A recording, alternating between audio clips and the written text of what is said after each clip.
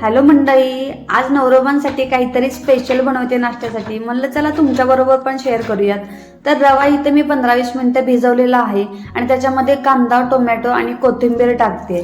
त्याच्यानंतर हवं तसं पाणी घालायचं. अगदी आपल्याला आप्पे बनवायचे आहेत. इथे मी रव्याचे चीज आप्पे बनवते, तर त्याप्रमाणे आप्पेचं मिश्रण कसं असतं तसं बनवा.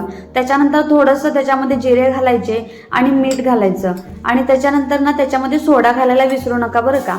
नेहमीप्रमाणे सोडा घालायचा. आप्पे पात्रावर व्यवस्थित तेल पसरवून घेतलं आणि त्याच्यामध्ये थोडीशी मोहरी घातली. मोहरीच्या तडक्याने आप्पे खूप छान लागतात बरं का. एकदा करून बघा केलं नसेल तर. छान आप्पेमध्ये सगळे लावून घेतले आणि इकडे एकीकडे म्हटलं तर चटणी बनवली आहे, तर त्याचा तडकाही बनवून घेऊयात.